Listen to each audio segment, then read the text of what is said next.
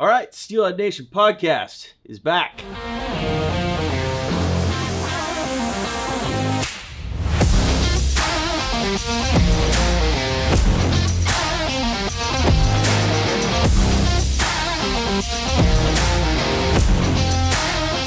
Okay, so Adam brought it to my attention that the last few podcasts that we've been doing have been pretty bass focused, which is fine. It's bass fishing is a blast, and we love it, but we should probably touch on some other things that are going on, especially here in the Pacific Northwest. There's so much happening right now. So much. We got summers and springers, guys in the Great Lakes. They got Skamania run, steelhead. Again, I know nothing about that fishery. I just see the pictures and I know what they're doing. I see people are catching them. Guys have been fishing for kings out in the big lakes over there.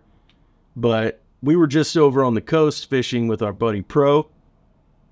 Shout out to Pro. Thanks for inviting us on that trip Thursday, because that was blast. Best day in a long time. It is the best day in a long time. Pretty glorious. Yeah, hit up VIPOutdoors.com for your tackle needs and also any fishing trips you want to take in the Northwest. But, and shout out to Cam, his deckhand, Yeah, who's dude. the coolest dude.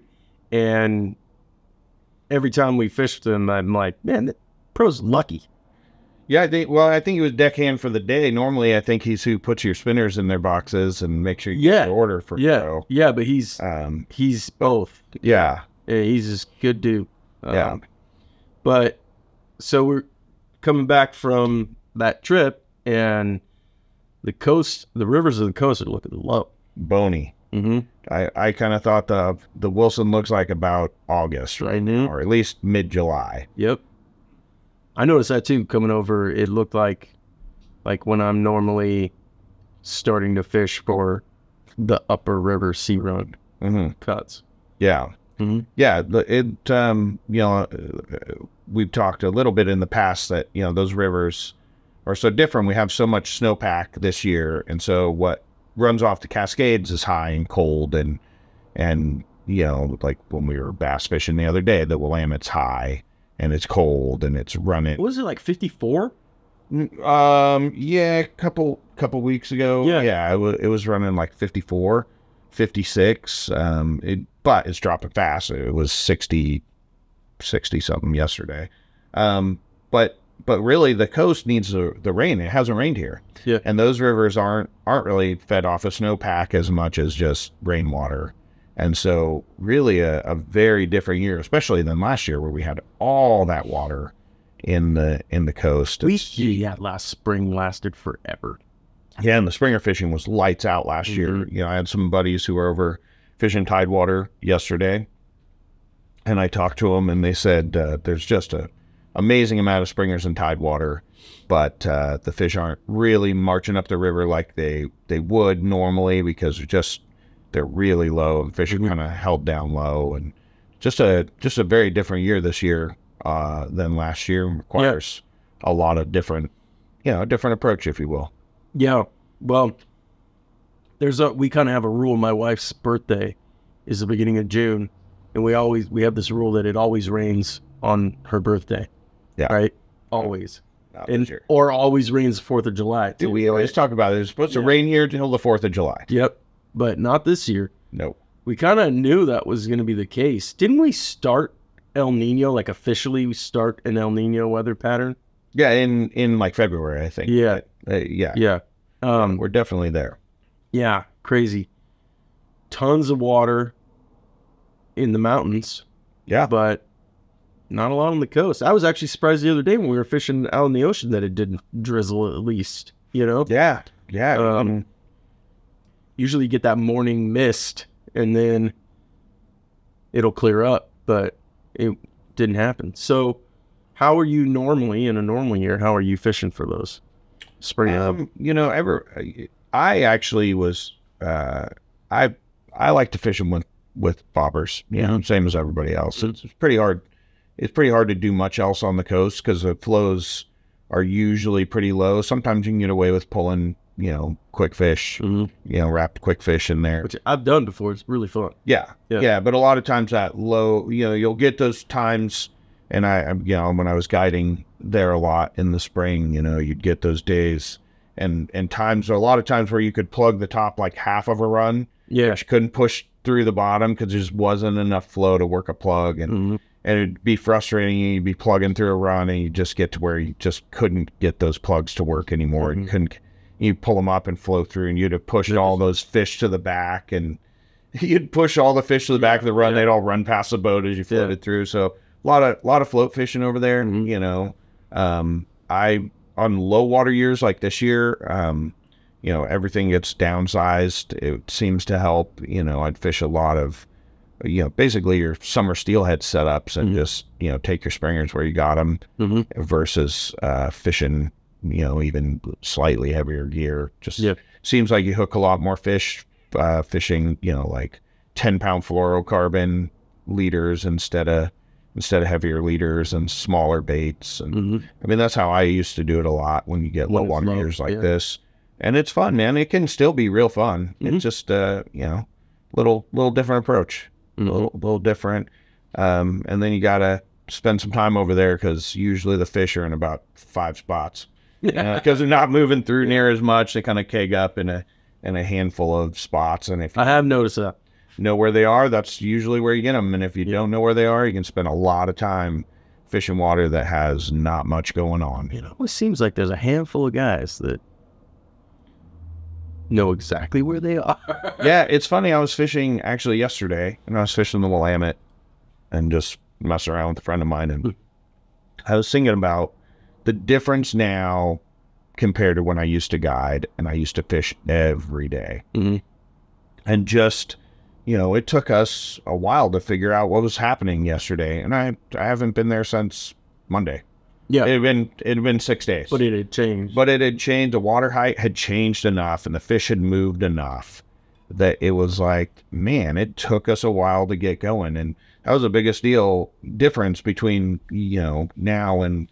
It's not like I forgot how to fish. Yeah, but you just the trade-off of not being on the water every single day is so drastically different. Because you take a guy like Beck, who's probably been on the Stucca every day or the Trask or the Wilson or wherever he's fishing. I don't know what he's fishing right now, but wherever he's at, he's probably been there every day for the last 15 days. We're talking to 3 dudes who are there. And he's got his network of guides. And so he has like a day by day knowledge of what is happening, where if the fish were holding here and they got a little push and they moved up to here and that part that's a tough thing to replicate. It's you can't. I mean, that's just like anything though. I mean, you do it enough, you become an expert, right? What's the 10,000 hour rule, right? But you have to keep doing it because it's ever changing. It's not like you learned algebra is not changing, right? Well, to a certain extent, too, fisheries are always changing. Yeah, it's a skill. Yeah.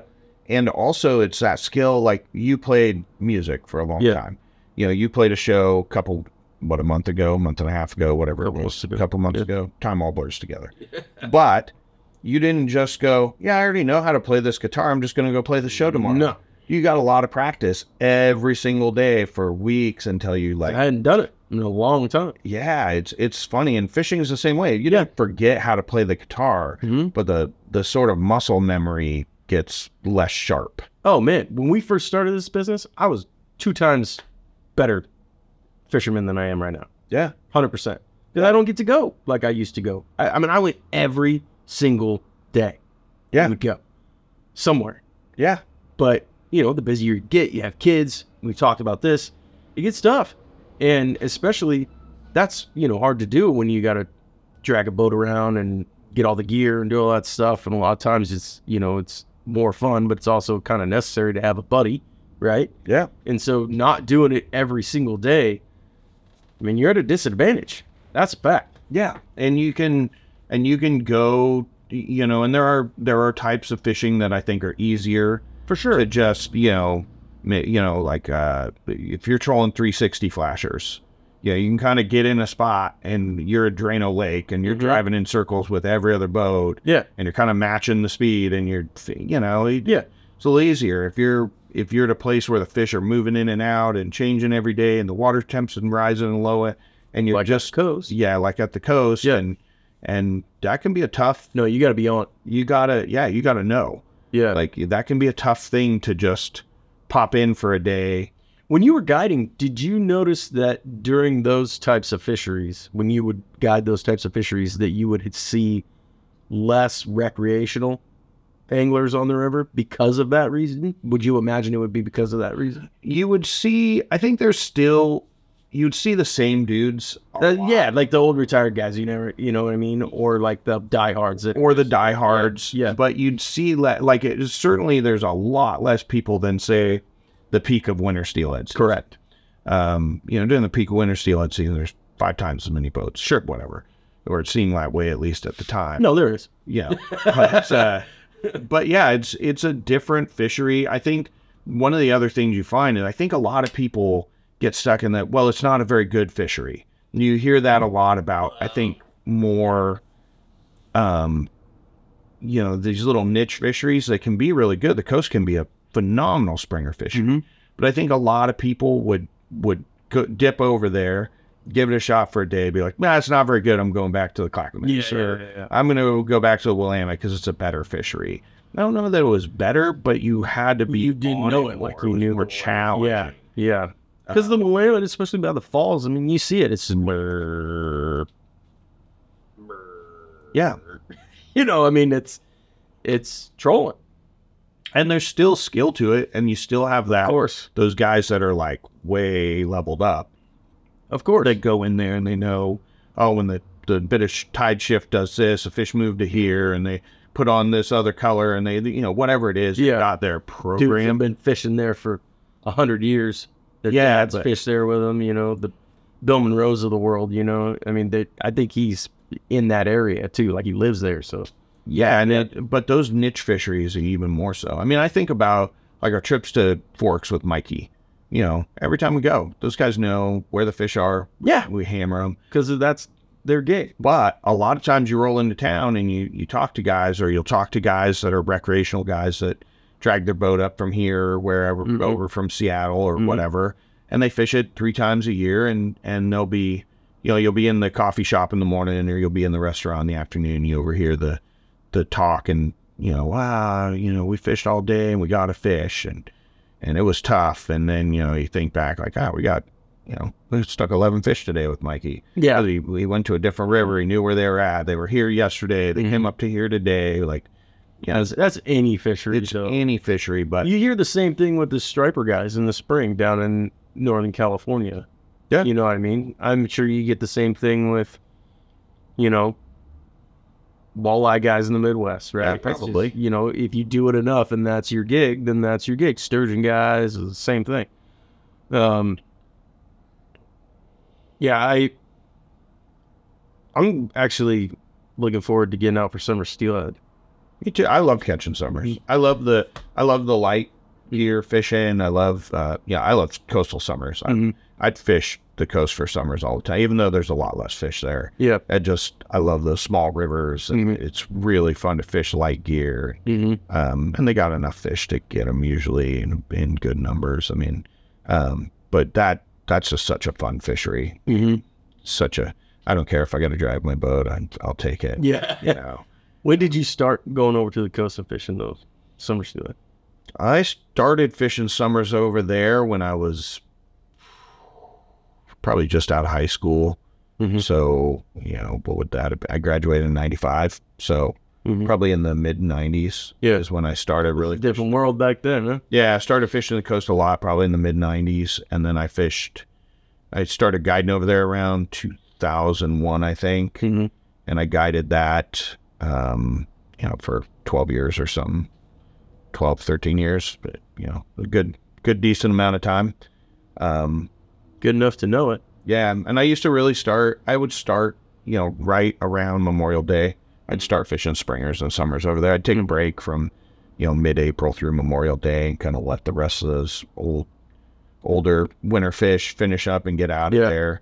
you know, there's a kind of a point where you get in there usually kind of second week of April, and pretty soon you're catching a lot of kelps. Yeah. And there's a few, you know, nice bright fish coming in, but you're getting a lot of kelps. So I would just kind of voluntarily jam out. And a lot of times I'd go over the clack and I'd fish the clack for summers for a couple weeks, you know, 'cause usually you could kind of find some fish in there by you know, mid-April. So I just can't. What? Yeah, it's a vitamin river. Good for one a day. Yeah, I jam over and kind of target summers there for a month and a half or so, where I'd go guide the Deschutes, because I was guiding the Deschutes same time for same fly hatch and everything.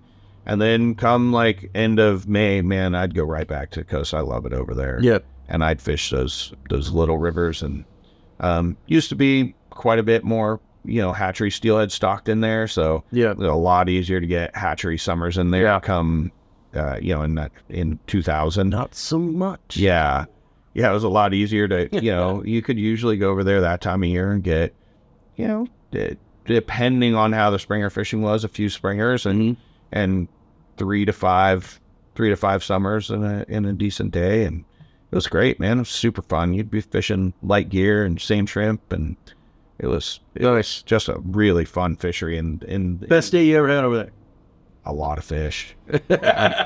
Yeah, you want to say, do you? No, but I can tell you, like, the last time it was like this that I can think of over there, where we were just kegging. I was on the Trask, and they were just kegged like springers, and were really stuck in the lower end of the river. And my buddy John and I were talking about it yesterday, actually, because he was like, man, it's been a long time since it was like this. He used to guide over there too, about the same era. Yeah. And I remember they were just stuck. There was just no water. It was a really dry spring. And we got a shot of rain like right in the end of June or right before 4th of July. And it bumped those rivers like 5 or 6 inches. Like, it was real low to rain. And they pumped up like 6 inches. And for about 3 days, you were like 30, 40 springers a day full of fish. It was ridiculous. We're supposed to get some rain at the end of the week. It was so gangbuster that. And again, there was more fish because there was more stocked. Yeah.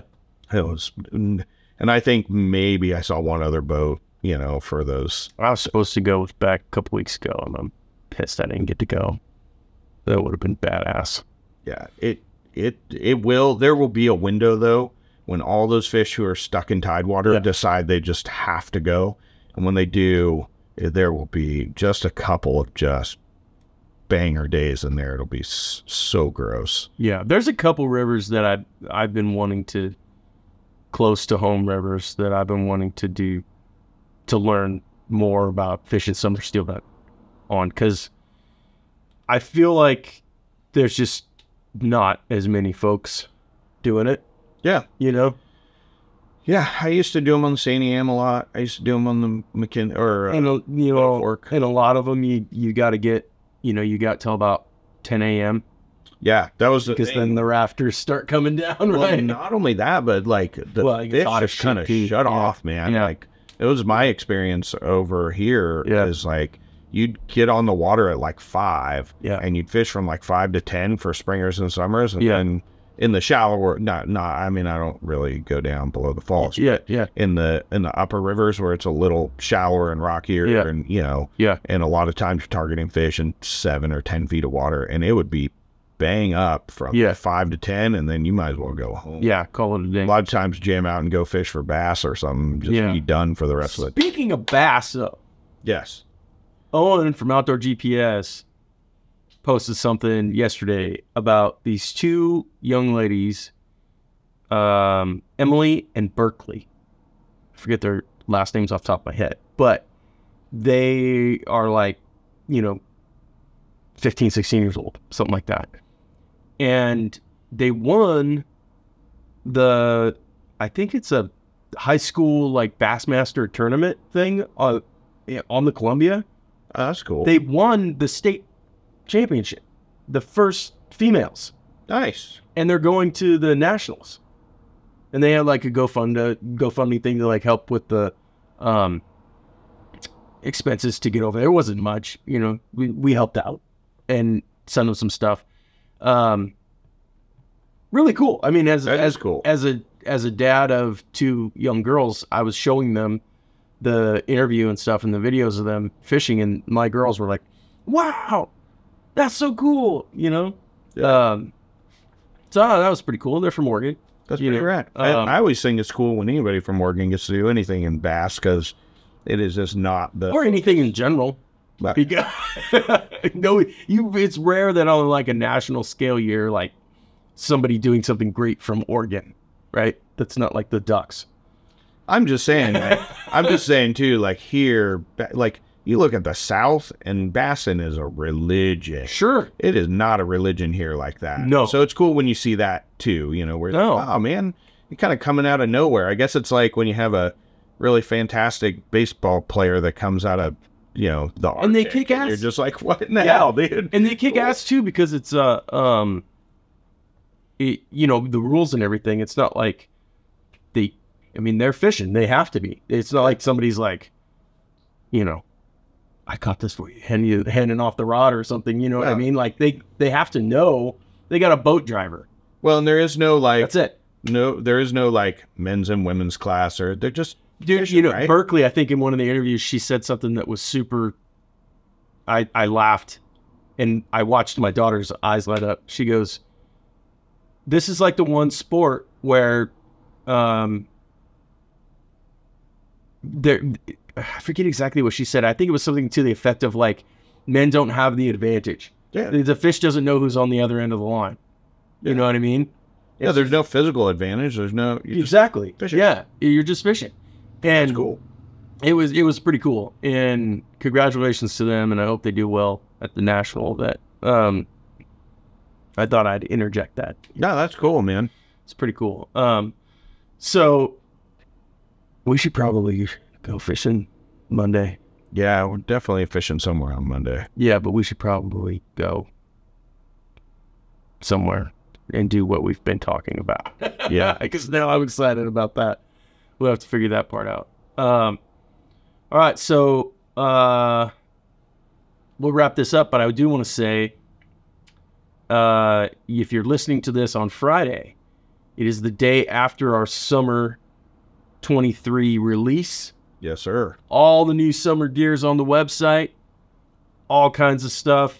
Adam's wearing one of the new hats right there. So, oh yeah, and they are custom. They are our hats. They are our hats. I'm very excited about that. They fit awesome. This is the most comfortable hat I've had in ever. Yeah, I am so locked into wearing this hat that I have a hard time wearing anything else. I wake up in the morning, I put on 4 like new hats, and I'm just like, I'm not over wearing this hat yet. But they're great hats. The shirts are killer. You'll notice that we went to a little different cut on the shirts than maybe some of the stuff that you've had in the past, which we feel it's better. So I think you guys will dig that.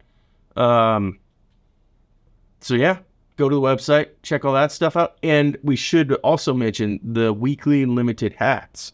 Those things have been killing it. If you're not on the SMS list, text, I don't know the number off the top of my head. I'm terrible at this stuff. But if you go to our Instagram, there's a little highlight there. It'll tell you what to do. You just text STLHD to the number. AJ will put the number in the comments thing in the descriptions of the video. But you'll get on the SMS list, and you get early notification of when our seasonal releases go live, when the limited hats go live. The last week's limited hat sold out in 2 hours. Yeah. 2 hours, guys. So make sure you get on that text list so that you got early access to it, because if it's something that you're into, you're going to want to hop on it, because I have a feeling that's going to be the trend moving forward. So I have a feeling there was a lot of people got emails that there was no hats when they... Oh, a ton. I got a bunch of messages from people who were like, are you sure you're sold out? I'm like, yeah, I'm pretty sure. They're gone. Yeah. So get in there and get after them. And if you missed the battle hat, which was last week's, you can get the battle t-shirts on the website. Battle tees on the website. All right. We'll wrap it up. You guys have a good weekend. Thanks for listening.